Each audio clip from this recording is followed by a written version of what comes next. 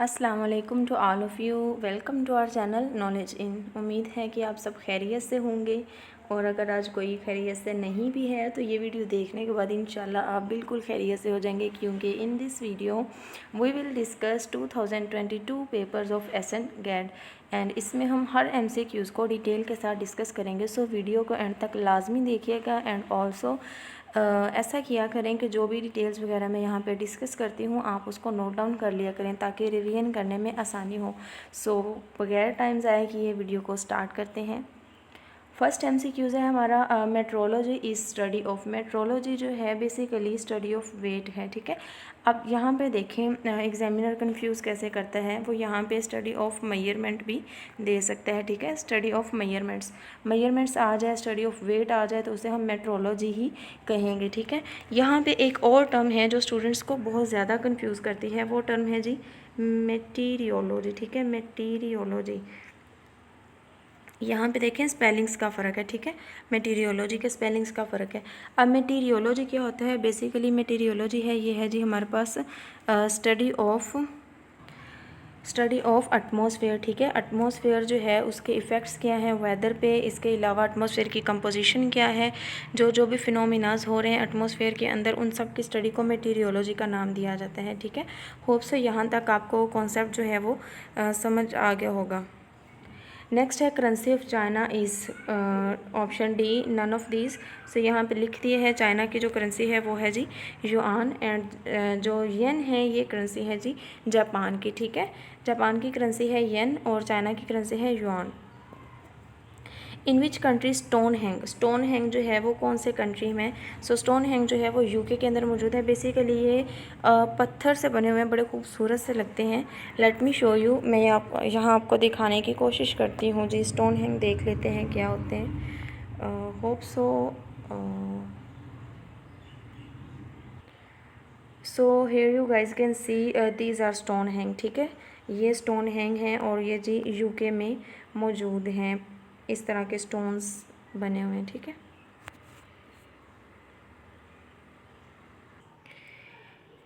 The study of star is known as, stars जो हैं उनकी स्टडी को हम एस्ट्रोनॉमी का नाम देते हैं, ठीक है। स्टार के अंदर सन भी आ जाता है, प्लैनेट्स भी आ जाते हैं, तो इन सब की स्टडी को हम नाम देते हैं जी एस्ट्रोनॉमी का। इसके अलावा यहाँ पे आपने याद रखना है एस्ट्रोलॉजी क्या होता है, ठीक है। मैं आपको बारहा ये बता चुकी हूँ, लॉजी जो है इसका मतलब होता है स्टडी करना, लॉगी या लॉजी, ठीक है। जैसे बायोलॉजी स्टडी ऑफ लाइफ था, तो एस्ट्रो जो है ये स्टार्स हैं। अब एस्ट्रोलॉजी क्या है, बेसिकली ये एक नॉन साइंटिफिक प्रोसेस है। इसमें क्या होता है कि कोई स्पेसिफिक पर्सन्स होते हैं वो क्या करते हैं, प्लैनेट्स स्टार्स वगैरह की जो मूवमेंट है उसको हमारी लाइफ के साथ रिलेट करते हैं। जैसे कहते हैं ना कि आपके सितारे गर्दिश में है, बहुत जल्दी आप अमीर होने वाले हैं जी। बाबा बंगाली आपके सितारों को देख के ये कह रहे हैं, अम्मा जादूगरनी ये कह रही। सो वो सारे जो हैं वो क्या करते हैं, इन्हीं जो प्लैनेट्स जो होते हैं इनकी स्टडी करते हैं, हमारे सितारे जो हैं उनको मैच करते हैं। सो उससे जो ये स्टडी कर रहे होते हैं उन्हें एस्ट्रोलॉजर कहा जाता है, और प्लैनेट्स की स्टडी करके उनको लाइफ के साथ रिलेट करना, ठीक है, उसे एस्ट्रोलॉजी कहा जाता है। And cosmology, sorry there is minor mistake, cosmology is the study of universe के अंदर क्या चेंजेस आ रही हैं, उसकी स्ट्रक्चर क्या है, एवोल्यूशन क्या है, हिस्ट्री क्या है, इन सब की स्टडी को कॉस्मोलॉजी कहा जाता है। European union consisted of how many member. European union जो है बेसिकली ये 27 मेंबर्स पे मुश्तमिल है, ठीक है। यहाँ पे एक और चीज़ आपने याद रखनी है कि 27th मेंबर कौन सा था जिसने ज्वाइन किया था। सो 27th मेंबर जो था जिसने यूरोपियन यूनियन को ज्वाइन किया था वो था जी हमारे पास क्रोएशिया, ठीक है। क्रोएशिया जो था वो 27th मेंबर था, और क्रोएशिया जो है इसका आपने मुझे कैपिटल बताना है क्या है कमेंट करके, ठीक है। इसने कब ज्वाइन किया था आपने डेट भी याद रखनी है, ये पूछा जा सकता है। 1 जुलाई 2013 में क्रोएशिया जो था वो 27th मेंबर बना था यूरोपियन यूनियन का। The name of Turkish currency is lira. Turkish जो करेंसी है उसका नाम है लीरा, ठीक है। तुर्की जो है इसका नेम भी चेंज किया गया है, तुर्की रख दिया गया है, ठीक है। कब चेंज किया गया ये आप लोग कमेंट करेंगे। Who said all history is history of class struggle. So ये जी नन ऑफ दिस, तो आपको ऑप्शन प्रोवाइड किया गया यहाँ पे कार्ल मार्क्स। ये स्टेटमेंट जो है वो कार्ल मार्क्स ने दी थी, ठीक है। इसके अलावा कार्ल मार्क्स की बुक का नाम याद रख लेना है आपने, दास कैपिटल इनकी बुक का नेम है, ये भी पूछा जा सकता है। एंड रोसो, इनकी एक बहुत अच्छी कोटेशन है कि man is born free but everywhere he is in chain. So ये 2022 का जो PMS हुआ है उसमें ऐसे के तौर पे इनकी ये कोटेशन जो थी वो दी गई थी कि man is born free but everywhere he is in chain. तो ये जी रोसो की है कोटेशन, तो आपने इसको याद रख लेना है। What is the significance of 5th June in the UN calendar of the year. तो सिग्निफिकेंस जो है 5th जून की वो वर्ल्ड इन्वायरमेंट डे है। Israel occupied east Jerusalem, Israel जो था उसने ईस्ट जेरूशलम को ऑक्यूपाई किया 1967 के अंदर। China sign a 25 year strategic cooperation pact with, China जो है उसने 25 साल का मंसूबा जो है स्ट्रेटजिक कोऑपरेशन वो जी ईरान के साथ किया है, ठीक है। और कब किया है ये डेट आपने याद रखनी है, 24 जून 2020, ठीक है। 24 जून 2020 में चाइना और ईरान के दरमियान 25 ईयर स्ट्रेटजिक कोऑपरेशन पैक्ट जो है उसको साइन किया गया था। कैपिटल ऑफ लुबनान, लुबनान का कैपिटल है जी बैरूत, और इसके अलावा बैरूत जो है वो लुबनान की सी पोर्ट का नाम भी है। कीव जो है ये है जी हमारे पास कैपिटल यूक्रेन का। एंड हरारे जो है ये है हमारे पास कैपिटल जिम्बाब्वे का। एंड पैरामारीबो जो है ये है हमारे पास कैपिटल जी सूरीनेम का, ठीक है। सो ये स्ट्रेटजी होती है पास्ट पेपर्स को प्रिपेयर करने की, ठीक है। इस तरह अगर आप प्रिपेयर करें तो बहुत बहुत ज़्यादा चांसेस होते हैं कि आप जो है मेरिट पे आ सकते हैं। आप देखें यहाँ पे उन्होंने एक MCQs पूछा, हमने उसके रिलेट करके कितने MCQs प्रिपेयर किए कि पैरामारीबो जो है वो है जी कैपिटल सूरीनेम का। बैरूत जो है वो तो उन्होंने हमसे पूछ लिया कि किसका है जी, लुबनान का। हरारे जो है वो है जी जिम्बाब्वे का। एंड कीव जो है वो है यूक्रेन का। इसके अलावा लुबनान जो है इसका निक नेम जो है ये अदर नेम आप कह सकते हैं इसे जी land of milk and honey भी कहा जाता है, ठीक है। लुबनान को land of milk and honey भी कहा जाता है। सो यहाँ तक होप्स को आपको हर चीज़ क्लियर हो गई होगी। इसके अलावा यहाँ पे पूछा जाता है कि लुबनान की एक जो वार थी 34 डेज़ वार, 34 दिन की वार थी, वो किसके साथ थी। सो ये इसराइल के साथ जंग हुई थी जो कि 34 दिन लड़ी गई थी। और ये हुई कब थी इसराइल के साथ जी, 12 जुलाई 2006, ठीक है। Snow capped mountains are found in which of following planet, snow capped mountain जो हैं वो जी प्लूटो प्लैनेट जो है उस पर मौजूद हैं। Bolan pass is located in range of, Bolan pass जो है वो टोबा कक्कड़ रेंज में मौजूद है। Which of the following range is named trans Himalayas, Karakoram range जो है इसको ट्रांस हिमालयाज़ का नाम दिया जाता है। Where is Tower Bridge is located, so Tower Bridge जो है वो कहाँ पे है जी, लंदन में टावर ब्रिज जो है वो मौजूद है। Let me show you Tower Bridge, हम देख लेते हैं कौन सा है जी। So here we can see this is Tower Bridge, ठीक है। ये है जी टावर ब्रिज और ये लंदन में मौजूद है।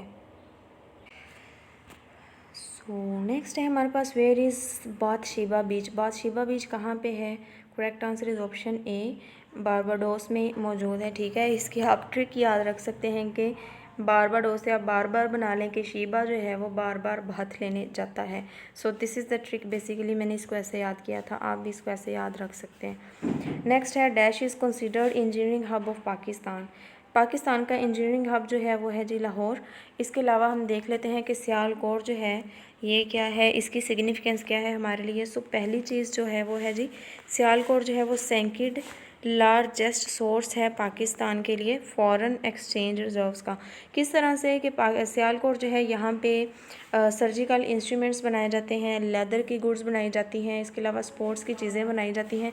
सो इनको जब पाकिस्तान एक्सपोर्ट करता है फॉरेन कंट्रीज़ के अंदर तो पाकिस्तान जो है वो बहुत अच्छे रेवेन्यू जो है जनरेट करता है। सो दैट्स वाई सियालकोट जो है वो सेकंड लार्जेस्ट सोर्स है इनकम का पाकिस्तान के लिए। इसके अलावा गुजरांवाला जो है इसको सिटी ऑफ रेसलर भी कहा जाता है, ठीक है, पहलवानों का शहर। सो ये आपने लाजमी याद रख लेना है, सिटी ऑफ रेसलर गुजरांवाला को कहा जाता है। नेक्स्ट है हमारे पास London is situated is on the bank of river. London जो है जी वो रिवर थेम्स के ऊपर मौजूद है, ठीक है। नेक्स्ट MCQ है हमारा, which one is not vestigial organ of human body, ठीक है। तो वेस्टिजियल ऑर्गन का कॉन्सेप्ट मैंने आपको एवरीडे साइंस के I think second third class में दिया था कि वेस्टिजियल ऑर्गन्स ऐसे ऑर्गन्स होते हैं जिनका बहुत अरसा पहले जो था ना वो हमारी बॉडी के अंदर कोई ना कोई इम्पोर्टेंट फंक्शन होता था। फॉर एग्ज़ाम्पल कि जैसे हम कहते हैं कि पहले जो लोग थे, जब लाइफ जो थी वो बहुत ज़्यादा इवॉल्व नहीं हुई थी, सिविलाइजेशंस नहीं आई थी, तो लोग क्या करते थे कि घास वगैरह, जड़ी बूटियाँ एंड इसके अलावा जो कच्चा गोश्त था इसको यूज़ करते थे, मतलब कि बहुत ज़्यादा वो पका हुआ नहीं होता था। तब क्या होता था कि जो अपेंडिक्स थी ना उसके अंदर से कुछ ऐसे एंजाइम खारिज होते थे जो जो रॉ फूड होती थी ना बॉडी के अंदर उसको डाइजेस्ट करने के लिए काम करते थे। लेकिन आहिस्ता आहिस्ता क्या होता गया कि लाइफ जो है ना वो इवॉल्व होती गई, लाइफ जो है वो मॉडर्नाइज होती गई, तो लोगों को शऊर आ गया, उन्होंने चीज़ें जो थी उनको पका के इस्तेमाल करना शुरू कर दिया, ठीक है। सो तब क्या हुआ कि अपेंडिक्स जो थी उसका फंक्शन जो था उसके एंजाइम्स का आहिस्ता आहिस्ता वो बॉडी के अंदर बिल्कुल डिक्रीज़ होते एंड हो गया, ठीक है। सो अब जो है अपेंडिक्स का हमारी बॉडी के अंदर कोई फंक्शन नहीं है। दैट्स वाई आप लोगों ने ऑब्ज़र्व किया होगा कि अपेंडिक्स जो है ट्यूब की तरह की स्ट्रक्चर होती है, एक फिंगर जितनी, ठीक है। अगर उसके अंदर कोई इन्फेक्शन वगैरह हो जाए तो उसको क्या किया जाता है, सर्जरी करके बॉडी से रिमूव कर दिया जाता है, और रिमूव करने के बाद जो है इसका बॉडी के ऊपर कोई भी इम्पैक्ट नहीं पड़ता, ठीक है। सो अपेंडिक्स जो है वो क्या है जी, एक वेस्टिजियल ऑर्गन है, यानी ऐसा ऑर्गन जिसका अभी हमारी बॉडी के अंदर कोई फंक्शन नहीं है। सो यहाँ पे वो जो पूछना चाह रहे हैं वो ये कह रहे हैं कि इनमें से कौन सा वेस्टिजियल ऑर्गन नहीं है। सो आईलिड जो है, यानी आईलिड हमारी आँख के ऊपर वाला जो होता है ना पोर्शन, उसे आईलिड का नाम देते हैं। तो आईलिड तो वेस्टिजियल ऑर्गन नहीं है, इसका माजी में भी फंक्शन था आई को प्रोटेक्ट करना, प्रेजेंट में भी इसका फंक्शन है, ये हमारी आइज़ को प्रोटेक्शन प्रोवाइड करता है, और इन द फ्यूचर भी इसने क्या करना है, आइज़ को प्रोटेक्शन ही प्रोवाइड करनी है। सो MCQs जो है वो आपसे दो तरह से ही यहाँ से पूछा जा सकता है कि वेस्टिजियल ऑर्गन कौन सा है और कौन सा नहीं है। सो मैंने आपको कॉन्सेप्ट दे दिया है, आपने इस चीज़ को क्लियर कर लेना है। The respiratory problem common in smokers के अंदर जो रेस्पिरेटरी प्रॉब्लम जो है वो जी एम्फीसीमा होती है। एम्फीसीमा क्या होता है ये देखें, ये जी हमारी आ रही है एसोफेगस से आगे ब्रोंकाई, ठीक है। ये हमारे क्या हैं जी, लंग्स हैं, ठीक है। अब ये ब्रोंकाई, ब्रोंक्यूल्स, ये सारे मौजूद है हमारे लंग्स के अंदर। यहाँ पे इनके साथ छोटी छोटी हवा की थैलियाँ मौजूद होती हैं। लेट मी शो यू है, ये यहाँ पे हैं हवा की थैलियाँ। अब स्मोकर्स जो हैं जब वो स्मोकिंग करते हैं तो उस वजह से ये जो हवा की थैलियाँ हैं ये रप्चर होना शुरू हो जाती हैं। जब ये टूटती हैं तो सरफेस एरिया जो होता है इनका वो डिक्रीज़ हो जाता है। इस वजह से क्या होता है कि जो स्मोकिंग करते हैं आपने देखा होगा कि उनके अंदर सांस की जो बीमारी है वो बहुत कॉमन होती है, उन्हें सांस लेने में मुश्किल आती है, उन्हें सांस जल्दी चढ़ जाता है, उनका सांस फूलना शुरू हो जाता है। इसके अलावा उनके होंठ जो हैं वो ब्लैक हुए होते हैं। सो ये सारा जो है वो एम्फीसीमा की वजह से हो रहा होता है। इसके अलावा एज़मा जो है, एज़मा इसको दमा अस्थमा भी कहते हैं। ये एलर्जिक रिएक्शन है, ठीक है। ये एलर्जी होती है। इसमें क्या होता है, पोलन ग्रेन्स जो हैं, इसके अलावा डस्ट है या परफ्यूम्स हैं, कोई भी ऐसी चीज़ जिससे एलर्जी हो सकती है, तो ऐसा पर्सन जिसको दमा की बीमारी है ना तो वो इन चीज़ों के लिए बहुत सेंसिटिव होता है। सो जैसे ही उसकी तेज़ खुशबू जो है वो सांस के जरिए अंदर लेके जाता है तो उसका सांस जो है वो बंद होना शुरू हो जाता है। ट्यूबरक्लोसिस जो है ये टीबी, ठीक है, जिसको टीबी बोलते हैं, काली खांसी भी इसको कहा जाता है। सो टीबी जो है इसको ट्यूबरक्लोसिस कहा जाता है। होप सो यहाँ से आपको तीनों के कॉन्सेप्ट क्लियर हो गए होंगे। Light take about reach, sunlight जो है वो ज़मीन तक पहुँचने में 9 मिनट्स लेती है, या 8 मिनट और 20 सेकंड्स जो है, इस तरह भी ऑप्शन आ सकते हैं, और अप्रोक्सीमेट टाइम जो है वो 9 मिनट है। मून लाइट का टाइम जो है ये भी हम प्रीवियस वीडियो में डिस्कस कर चुके हैं। चाँद की रोशनी ज़मीन पर 1.3 सेकंड्स में पहुँचती है, ठीक है। सिनोनिम ऑफ इंजीनियस, इंजीनियस का सिनोनिम होता है जी क्लेवर, तेज़ तरार person. Hardest thing human body के अंदर जो प्रेजेंट है बेसिकली वो होती है जी डेंटल इनेमल, यानी ये एक टीथ है, इसकी आउटर कवरिंग बहुत हार्ड होती है, उसे डेंटल इनेमल का नाम दिया जाता है। और स्ट्रॉन्गेस्ट पार्ट जो है हमारी बॉडी का वो होता है हमारा जॉ, ठीक है, जो जबड़ा है ये स्ट्रॉन्गेस्ट है। इसके अलावा हार्डेस्ट जो है वो हो गया जी डेंटल एनिमल, स्कल बोन यानी खोपड़ी की जो हड्डियाँ हैं ये होती हैं 22, इनका नंबर पूछा जाता है 22, ठीक है, 22 हड्डियाँ होती हैं। और रिब्स जो होती हैं ये आपको पता है 24 रिब्स होती हैं अगर सिंगल की बात करें। अगर वो पेयर की फॉर्म में पूछे हैं तो इसके 12 जोड़े बनेंगे, ठीक है, 12 पेयर की फॉर्म में होती हैं। In the atmosphere if the temperature is low then pressure, atmosphere के अंदर अगर टेम्परेचर लो हो तो प्रेशर जो है वो भी लो हो जाएगा, यानी यहाँ पे टेम्परेचर जो है वो डायरेक्टली प्रोपोर्शनल है जी प्रेशर के, ठीक है। एक चीज़ के इंक्रीज़ होने से दूसरी इंक्रीज़, अगर एक डिक्रीज़ हो रही है तो दूसरी भी डिक्रीज़ होगी, इसे डायरेक्ट रिलेशन कहा जाता है। नेक्स्ट MCQ है the blotting paper helps absorb liquid, blotting paper जो है लिक्विड को अब्जॉर्ब करता है कैपिलरी एक्शन के ज़रिए। यहाँ पे ये एक गिलास है, ये इसके अंदर जी वाटर है, ठीक है, वाटर, यहाँ पे पाइप लगा हुआ जी, स्ट्रॉ लगा हुआ है इसके अंदर। अब क्या होता है आपने देखा होगा कि हाफ गिलास अगर वाटर के उसके अंदर हम स्ट्रॉ रख दें तो हम बाहर से अगर खींच नहीं भी रहे तो कहीं ना कहीं पे पानी जो है वो आहिस्ता आहिस्ता आहिस्ता आहिस्ता स्ट्रॉ के अंदर मूव करता जाएगा। सो इसी चीज़ को कैपिलरी एक्शन का नाम दिया जाता है, ठीक है। और ये ब्लॉटिंग पेपर जो है इसको केमिस्ट्री की लैब्स के अंदर यूज़ किया जाता है। नेक्स्ट है daughter of East is written by, ये बुक जो है ये बेनज़ीर भुट्टो ने लिखी थी। डॉटर ऑफ ईस्ट और डॉटर ऑफ डेस्टिनी जो है वो भी बेनज़ीर भुट्टो की ही बुक है। पाकिस्तान की जो आइडियोलॉजी है वो डेमोक्रेसी है, जमहूरियत। पार्टीशन ऑफ बंगाल, बंगाल की पार्टीशन जो थी वो जी 1905 में हुई थी। ये MCQs मोस्ट रिपीटेड है, इसको अच्छे से याद करना है। नेक्स्ट है टीपू सुल्तान एम्बेरस्ड मार्टरडम, टीपू सुल्तान जो थे उनकी शहादत हुई थी जी 1799 में। इन पाकिस्तान छांगा मांगा politics is use for, Changa मांगा पॉलिटिक्स जो है उसको हॉर्स ट्रेडिंग का नाम दिया जाता है। Rohtas fort was built during, Rohtas किला रोहतास जो है वो जी शेर शाह सूरी ने बिल्ड करवाया था। और दूसरे MCQs याद रख लीजिएगा कब करवाया था, 1541 के अंदर, ठीक है। The establishment of Delhi Sultanate began with the invasion of, तो जी दिल्ली सल्तनत की जो एस्टेब्लिशमेंट थी वो स्टार्ट हुई थी जब मोहम्मद गौरी ने इन्वेजन की थी, ठीक है। यहाँ से ये चीज़ आपने याद रख लेनी है। इसके अलावा आपने टाइम पीरियड याद रखना है, दिल्ली सल्तनत का टाइम पीरियड स्टार्ट होता है 1206 से लेके 1526 तक। मोहम्मद अली सतपारा बहुत फेमस माउंटेनर। ऑपरेशन रद्दुल फसाद, ऑपरेशन रद्दुल फसाद, रद्द का मतलब होता है किसी चीज़ को ख़त्म कर देना और फसाद मीन झगड़ा, कहते नहीं है तू तो है ही फसादन, यानी तू तो है ही झगड़ालू। सो ये वही फसाद है वर्ड, ठीक है। तो इसका मतलब होता है एलिमिनेशन ऑफ डिस्कॉर्ड। तो ये दूसरा जो है MCQ वो ये पूछा जा सकता है कि ये कौन सी लोकेशन जो थी कहाँ पे लॉन्च किया गया था, तो ये ऑल ओवर पाकिस्तान, ठीक है, ऑल ओवर द कंट्री जो था इसको लॉन्च किया गया था इस ऑपरेशन को। और कब किया गया था ये चीज़ भी आपने याद रखनी है। सो ऑपरेशन रद्दुल फसाद जो था इसको 2017 में लॉन्च किया गया था।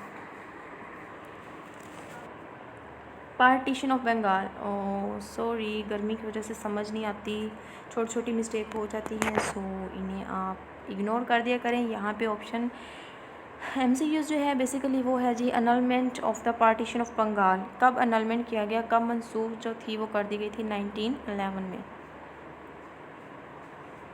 Total districts in Punjab, Punjab के अंदर टोटल डिस्ट्रिक्ट्स कितने हैं, correct answer is option D none of these, इनमें से कोई भी नहीं है। सो यहाँ पे आपको करेक्ट आंसर दिया गया है 42 डिस्ट्रिक्ट्स हैं जी। इसके अलावा बाकी भी हम देख लेते हैं। KPK जो है KPK के अंदर टोटल 38 डिस्ट्रिक्ट्स हैं, बलूचिस्तान के अंदर 36 डिस्ट्रिक्ट्स हैं एंड सिंध के अंदर 30 डिस्ट्रिक्ट्स हैं। What is the name of economic corridor, Pakistan का जो इकोनॉमिक कॉरिडोर है उसका नेम है जी CPEC. Pakistan needs how many votes from FATF member to exit, Pakistan को फाटफ के लिस्ट से एग्जिट होने के लिए कितने वोट्स चाहिए, correct answer is option B 12, ठीक है। दूसरा ऑप्शन यहाँ पे देख लेते हैं। पाकिस्तान जो है हमें पता है कि अब वो फाटफ की ग्रे लिस्ट से निकल चुका है, सो हमें इसकी डेट जो है वो याद रखनी चाहिए कब निकला है। सो पाकिस्तान जो है उसे फाटफ की ग्रे लिस्ट में से अक्टूबर 2022 के अंदर निकाल दिया गया था। The incumbent foreign minister of Afghanistan, Afghanistan के फॉरेन मिनिस्टर जो हैं अभी उनका नाम है जी Amir Khan Muttaqi. Who is the current federal minister of maritime affair, maritime, ठीक है। मैरी टाइम अफेयर के फेडरल मिनिस्टर अभी कौन है जी? इनका नाम है कैसर अहमद शेख, ठीक है। कैसर अहमद शेख जो हैं ये हैं जी मैरी टाइम अफेयर के current federal minister. When did Kamala Haris and जो बाइडन एज्यूम ऑफिस? जी इन दोनों ने ऑफिस को एज्यूम किया था 20 जनवरी 2021 के अंदर। चेयरमैन ऑफ काउंसिल जो हैं जी इस्लामिक आइडियोलॉजी के, उनका नाम है जी डॉक्टर किबला Ayaz. The latest season of PSL was held entirely in Pakistan for the time. जो PSL का लेटेस्ट सीज़न है जी पाकिस्तान के अंदर वो 2nd एडिशन हुआ है। इसके अलावा कुछ और MCQs जो हमने देखने हैं PSL के रिलेटेड वो मैं आपको यहाँ पे बताती हूँ, आपने नोट डाउन कर लेने हैं। यहाँ पे कुछ MCQs PSL 2024 के डिस्कस कर लेते हैं जी। इसकी विनर जो टीम थी 2024 का जो PSL हुआ है ना, उसकी विनर टीम हम देख लेते हैं। विनर कौन थी जी? इस्लामाबाद यूनाइटेड थी, ठीक है। रनर अप कौन सी थी जी? मुल्तान सुल्तान जो थे इसके रनर अप थे। और ये स्टार्ट हुआ था 17 फेब को, ठीक है। 17 फेब को ये स्टार्ट हुआ था PSL और एंड होता है जी मार्च 18 को, 18 मार्च को ये एंड होता है। और ये लेटेस्ट एडिशन अभी जो खेला गया है ये PSL का एडिशन 9 था, ठीक है। 9वां PSL हुआ है। इसका पहला जो एडिशन था ना, पहला एडिशन वो हुआ था जी 2016 में UAE के अंदर, ठीक है। सो ये कुछ MCQs थे आपने याद रखने हैं। इसके अलावा यहाँ पे स्टेडियम का आपने नाम याद रखना है, कौन से स्टेडियम के अंदर जो थे पाकिस्तान के मैचेस हुए हैं जिसमें PSL के नेशनल स्टेडियम ऑफ कराची।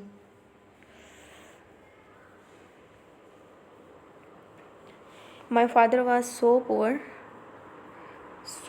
ठीक है। So is followed bye that my father was so poor that he cannot buy food for us। अब यहाँ पे जो है वो कॉन्सेप्ट ये है कि 60 रूल्स जो है ना, इंग्लिश के 60 रूल्स वो लाजमी करने हैं आपने, ठीक है। क्योंकि उसके अंदर बताया गया है कि देन जो है वो कौन से वर्ड को आगे फॉलो करेगा, कौन से वर्ड के साथ कौन सी प्रेपोजिशन आती है, सिंगुलर प्लूरल को यूज़ करने के कुछ जो हैं वो आप कह सकते हैं रूल्स हैं। हर चीज़ के रूल बताए गए हैं, उसमें कंडीशंस होती हैं कुछ सेंटेंसेस की। तो आपने 60 रूल्स जो हैं वो BA की बुक ले लें आप, उसमें बहुत अच्छे बताए गए हैं। इसके अलावा आप चुगताई की बुक यूज़ कर सकते हैं, उसमें बहुत अच्छे बताए गए हैं। बट ये है कि आपने उनको लाजमी क्लियर करना है अगर आप अपने अच्छे मार्क्स सिक्योर करना चाहते हैं। One of following word means a person who causes trouble. ऐसा पर्सन जो हमेशा मुसीबतें लेके आता है उसे नॉनसेंस कहा जाता है, ठीक है। मुसीबत दी पंड। Feral means wild. Who has been suffering from fever since last 3 days, ठीक है। अब यहाँ पे देखें फॉर और सिंस जो है वो हमें एक स्पेसिफिक पॉइंट ऑफ टाइम दे दिया गया है कि लास्ट पिछले 3 दिनों से किसको बुखार है। सो हमें पता है कि पिछले 3 दिन की बात हो रही है, एक स्पेसिफिक पॉइंट ऑफ टाइम है, तो हम यहाँ पे सिंस लगाएंगे। Evening, morning, she has been washing cloth since morning, ठीक है। इस तरह जो हमें एक स्पेसिफिक पॉइंट का पता होता है, पॉइंट ऑफ टाइम का, वहाँ पे हम लगाते हैं सिंस। और जहाँ पे टाइम का पता नहीं होता तो वहाँ पे हम लगाते हैं for. Thief shifty eyed portrayed his guilt meaning deceitful, ठीक है। So I think here is some typing mistake. The principal will preside is followed by over, ठीक है। प्रिजाइड ओवर ये प्रेपोजिशन है। एंटोनिम लेबोरियस, वर्ड है laborious, ठीक है। Laborious का एंटोनिम है जी lazy. Antonym of wrath is diligent. Wrath का एंटोनिम है जी diligent. A person can neither read nor write. ऐसा पर्सन जो लिखना पढ़ना नहीं जानता उसे इलिटरेट का नाम दिया जाता है। Gloss mean brightness. Odds and ends mean, इसका मतलब होता है जी रेमनेंट्स, ठीक है। सो ये हमारे पास हैं इडियम्स, तो इडियम्स को भी आपने देख लेना। अब यहाँ पे देखें इंग्लिश में से बेसिक ग्रामर के क्वेश्चन पूछे जा रहे हैं, सिनोनिम्स हैं, एंटोनिम्स हैं, रूल्स के बारे में क्वेश्चन किए जा रहे हैं, इसके अलावा इडियम्स हैं। सो आपने क्या करना है कि वन पेपर की प्रिपरेशन स्टार्ट करने से पहले आपने देख लेना है कि कौन कौन सी चीज़ें जो हैं वो एग्जामिनर बार बार पूछता है। आपने उन सारी चीज़ों के कॉन्सेप्ट जो हैं उनको लाजमी क्लियर करना है, फिर ही आप बहुत अच्छे मार्क्स जो हैं वो सिक्योर कर सकते हैं। नेक्स्ट MCQs है eat one's cake and have its means. Correct answer is option D, none of these. So आपको सही आंसर जो है इसका यहाँ पे प्रोवाइड किया गया है, डोल बेनिफिट्स। इस इडियम का मतलब होता है डबल फ़ायदा होना। WW stand for, correct answer is option C, world wide web. A computer translate one program instruction at a time into machine language is called, correct answer is option A, interpreter. Which one is the result of the output given by computer, correct answer is option C, information. यानी computer हमें जो output दे रहा होता है वो हमारे लिए information होती है। An application program that allows a user to set page number and spell check of a document is called, correct answer is option C, word processor. Word processor जो है वो एक ऐसा एप्लीकेशन प्रोग्राम है जो अपने यूज़र को allow करता है कि वो पेज नंबर्स जो हैं उनको सेट कर सकें और किसी भी डॉक्यूमेंट के जो स्पेलिंग हैं उनको चेक कर सकें। Develop the idea for universal tuning machine which become the basis for the first computer. Correct answer is option B, Alan Turing. Functional dependencies are the type of constraints that are based on, correct answer is option A, key. Whose birth year is 150 AD when इमाम अबू हनीफ़ा रज़ी अल्लाह died, यानी जब इमाम अबू हनीफ़ा की जो उनसे year में death हुई थी उस ईयर में कोई और दूसरे इमाम भी पैदा हुए थे, सो उनका नेम हमने बताना है। तो हज़रत इमाम शाफ़ी रज़ी अल्लाह जो थे वो 150 AD में पैदा हुए थे जब इमाम अबू हनीफ़ा जो थे उनकी डेथ हुई थी। The hadith comprising the word of Allah is called hadith qudsi. For how many years the reign of the rightly guided carriage prolong, यानी जो खुलफाए राशिदीन का दौर था वो कितने ही सालों पे मुहित था। Correct answer is option A, 30 years. इसमें हमें पता है कि 4 खुलफाए राशिदीन जो हैं उनमें सबसे पहले आ जाते हैं हज़रत अबू बकर, ठीक है, दूसरे नंबर पे हैं जी हज़रत उमर, फिर हैं हज़रत उस्मान एंड फोर्थ पे हैं जी हज़रत अली। तो इनका आपने जो दौर खिलाफत है वो याद रख लेना है कि टोटल जो था वो 30 ईयर था। वैसे अगर बात की जाए तो हज़रत अबू बकर 2 साल पे इनका दौर खिलाफत मुहित था, हज़रत जो थे उमर इनका था जी 10 साल पे, हज़रत उस्मान जो थे इनका 12 साल पे एंड हज़रत अली जो थे इनका दौर, हज़रत अली जो हैं उनका टाइम पीरियड आपने बताना है, ठीक है, कि उन्होंने कितने अरसा जो था वो खिलाफत की थी। और इसके अलावा दूसरा जो आपने आपको एक चीज़ याद रखनी है वो ये है कि सबसे ज़्यादा जो सख्त तरीन दौर खिलाफत था वो हज़रत अली का ही था, क्योंकि इस दौरान सिविल वार जो थी वो स्टार्ट हो चुकी थी, मुसलमान जो थे वो आपस में ही लड़ मर रहे थे, ठीक है। The name of the wife of Abu Jahl, Abu Jahl की वाइफ का नाम क्या था? Correct answer is option B, Binte Umair bin Mabad bin Zirara. Name the Ummul Mumineen who narrated the maximum hadith, तो सबसे ज़्यादा अहादीस जो थी वो हज़रत आयशा रज़ी अल्लाह जो थी इन्होंने बयान की थी, और 2210 अहादीस जो है कहा जाता है कि ये नरेटेड हैं हज़रत आयशा रज़ी अल्लाह से, ठीक है। इसके अलावा मर्दों में सबसे ज़्यादा अहादीस जो थी वो हज़रत अबू हुरैरा जो थे उन्होंने बयान की थी, उनकी जो तादाद है वो भी याद रख लेनी है, 5374, ठीक है, 5374 अहादीस जो थी ये हज़रत अबू हुरैरा ने नरेट की हैं। Which animal was with the Ashabe Kahf, Ashabe Kahf के साथ जो था कौन सा एनिमल था? Correct answer is option B, dog. Before Islam Friday was called, Islam से पहले फ्राइडे को क्या कहा जाता था? Correct answer is option B, Yaumul Arba. What is the time of khilafat of Hazrat Ali? 4 year 9 month. हज़रत अली का जो टाइम पीरियड था दौरे खिलाफत वो 4 साल 9 माह का था। P is 6 times greater than Q, then by what percent is Q smaller than P? Correct answer is option B, 83.3%. अल फ़ारूक का मुसन्नफ़ कौन है? Correct answer is option A, Shibli Nomani. इस शेर में किसी मुकाम की तरफ इशारा क्या कहलाता है? Correct answer is option B, तलमीह। मावरा किस शायर का पहला मजमूआ कलाम है? Correct answer is option C, Noon Meem Rashid का। शायरी के अलावा मिर्ज़ा गालिब, तो ये हम सबको ही पता है कि खतूत की वजह से मिर्ज़ा गालिब के खतूत बहुत फेमस हैं।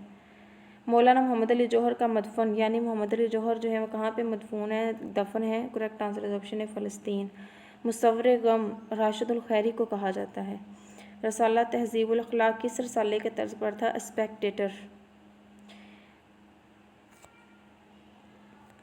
गज़ल नीम वहशी सिनफ शायरी है, ये किसका कौल है? Correct answer is option B, Ahsan Farooqui की, thank you for watching the video. अगर आपको हमारी वीडियो पसंद आई हो तो कमेंट ज़रूर कीजिएगा एंड ऑल्सो वीडियो को लाइक ज़रूर किया करें। और अगर अभी तक आपने हमारे चैनल को सब्सक्राइब नहीं किया तो सब्सक्राइब कर लें, बिकॉज़ बहुत जल्द हम एसएन गैड के जो सारे पेपर जब तक हो चुके हैं उनको डिटेल्स के साथ डिस्कस करने वाले हैं। So hope for the best and अपनी जो प्रिपरेशन है उसको पीक तक ले जाने के लिए हमारे साथ जुड़े रहें। अल्लाह हाफिज़।